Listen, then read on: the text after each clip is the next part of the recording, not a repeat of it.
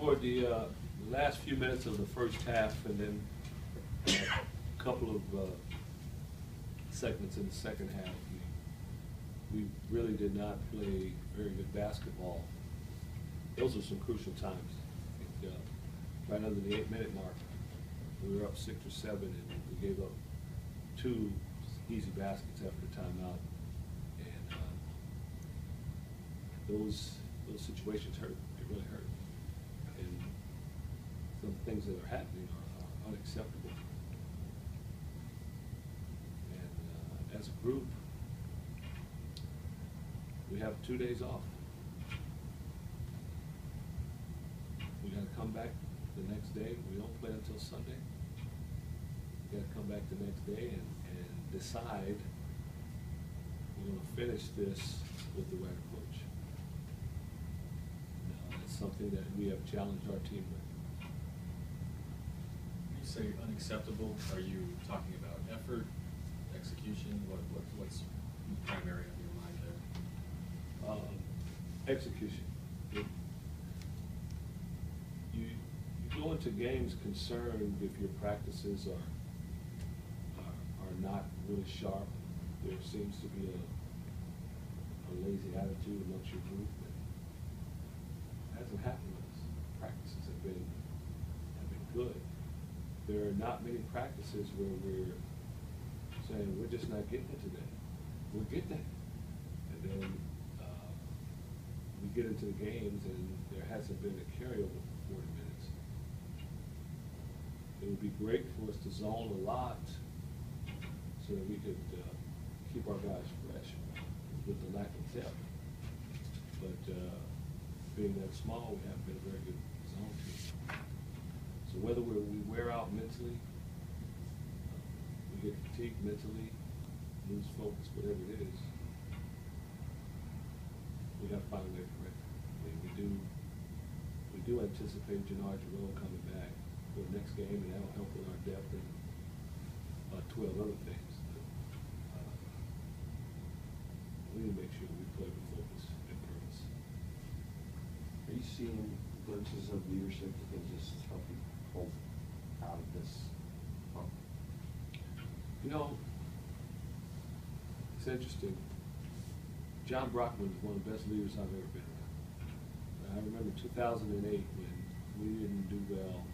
We didn't lose as many consecutive games as this, but we didn't play real well. I just remember him being very frustrated because as great a leader as he was, there was too much going on. And I don't mean in terms of dysfunction within our team. It's just hard. Our team needs to take ownership right now, not just our leaders. This is a team thing. Did you feel like after the game when you talked to them that there was that, all right, they do want to finish it the right way, or did you leave them in sort of like in their hands that they have to decide over these next few days here what's going to happen? No, I don't think, we talked to our team to really figure out what it is that you individually need to do. Everybody.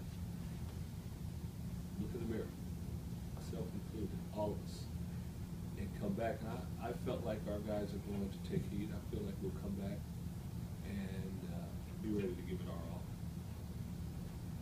They were getting into the paint at will in the second half. Was that a lack of effort, or what was it for? Some of it was we didn't do a very good job on the backboard. They get a spread in our rotations. We didn't box out. Blake's had a heck of a game, but we know he likes to drive left, and for whatever reason, we allowed him to continue to drive left. He was the main guy that was getting in the lane, and Savon Goodman, what he was doing.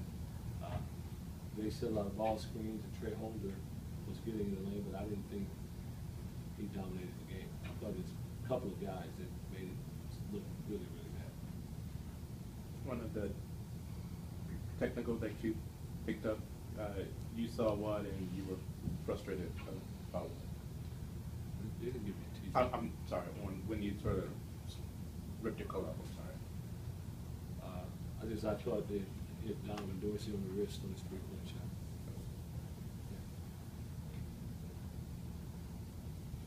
earlier this year when you guys were 11-0 and you were winning and playing better, you said that you had guys who got tired of being mediocre the last couple of years. Are you still seeing that attitude now? And if not, why don't you think that's still there? When the more you win, the more you form a belief that you can't lose. There were 2 or 3 games in non-conference that seemed like we were dead in the water. We weren't going to win. But because we started out successful, guys just felt there's no way we're going to lose this game. And we came back and we won those games. Now that we're on this downturn and haven't been able to win games here recently, doubt starts to creep in. And you know, I've been in situations where teams kept winning and you just really feel like you can't lose, but then other situation where it's almost like an alarm goes off. Here it is. Here's the crossroads in the game. Here's the time when you're going to win it or lose it.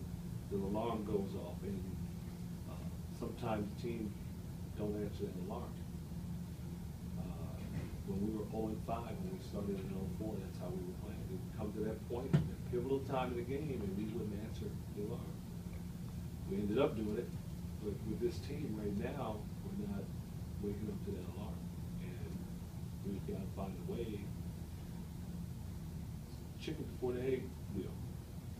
You got to win to start believing we can win again. We're doing what's necessary in practice, but we're not carrying it over to the game situation. Coach, this isn't fun going through this, but you know, you've got a lot of successful players that have come through this program. And when you go through a rough patch like this, we saw Quincy here the other night, Spencer was here tonight, and they get angry just on what's going on the floor. What have you been hearing from those guys? Because it just seems like when things start going downhill a little bit, those guys come back in and do what's necessary to do. Yeah, I mean, they do, and one of the things that meant a lot to them when they played, same things mean a lot. Those are the things that they see now. I won't go into the individual conversations that I've had with the guys, but it definitely means something to them, and it's good to know they're pulling for us. Lorenzo, is this a different challenge you're having to play to these kids than other teams, other challenges you faced in previous years? Taken over a couple of programs in the past, including this one, where they were having a tough time experiencing any type of success. And when we took over the first year, it didn't change, still was rough. But those teams, it was early, and even though the year went like that, there was still a focus, there was still a hope here. And with 3 weeks left, 5 games left on our schedule, we have to make sure that we can find where that hope is.